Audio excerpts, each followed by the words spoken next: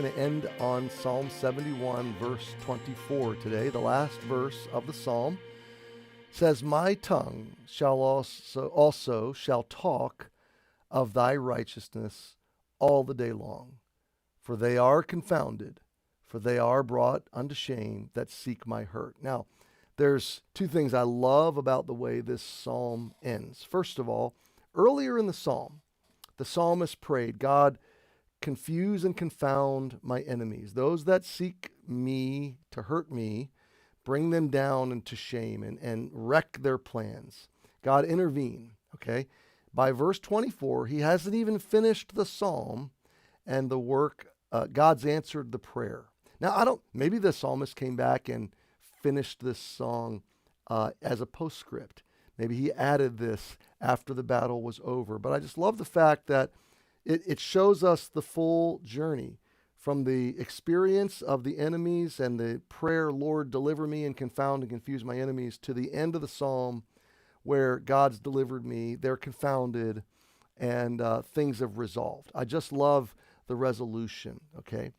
But then secondly, here the psalmist is ending again with my tongue, my responsibility, my choice, my path through life, my meditation. The idea of talking here, "My tongue shall talk of thy righteousness all day long," is not just talking to others, it's talking to myself.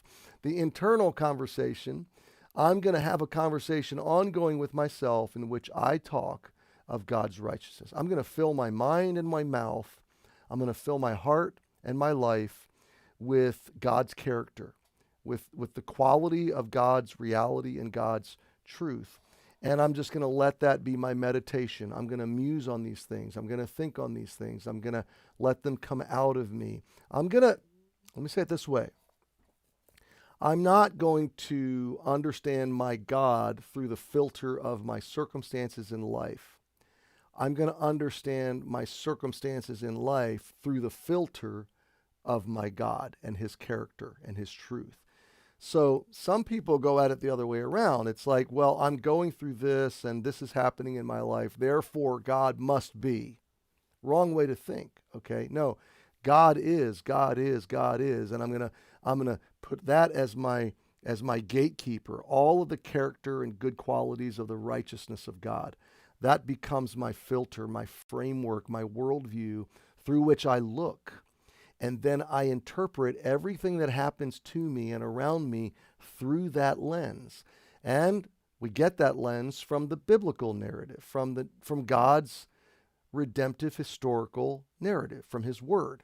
The more we understand who God is and what God is doing from the biblical narrative, the more we form a frame, a window through which we look at the world and all the circumstances we experience. And that's essentially what the psalmist is saying. He's saying, I am going to let the truth of God, the righteousness of God, the realities of God's character and nature and his work to form my perspective.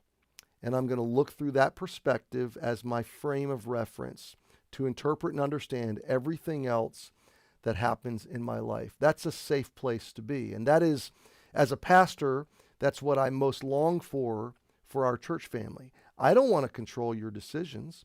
I don't want to manipulate or wrongfully motivate your decisions. I want to give you a biblical framework through which to view all of your life, all of your relationships, all of your world, all of your circumstances. Because if you have that frame, if you have the right biblical worldview, then no matter what comes at you and no matter what decisions you're making, you'll be filtering it through the wisdom, the character, the heart of God and the presence of Jesus, his spirit within you. So my tongue shall also talk of thy righteous all the day long, for they are confounded, for they are brought unto shame that seek my hurt.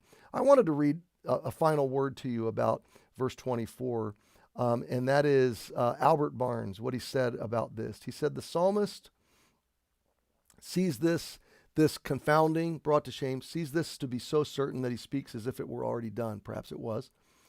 The Psalms often conclude in this way. They begin in trouble, they end in joy.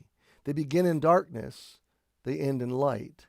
They begin with a desponding mind, they end with a triumphant spirit. They begin with a prayer, they end in praise.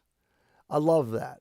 Now, not every psalm is that way. We've seen some that are not that way, but most cases they are that way. And I just want you to meditate on this. Wherever you are on the spectrum of dark to light, emotionally, spiritually today, remember this. There is an end to this chapter and ultimately to this story.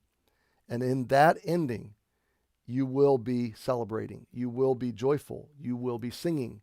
You will be remarking about God's deliverance. So anticipate that. Happy Wednesday. Thanks for joining me, and we'll see you tomorrow.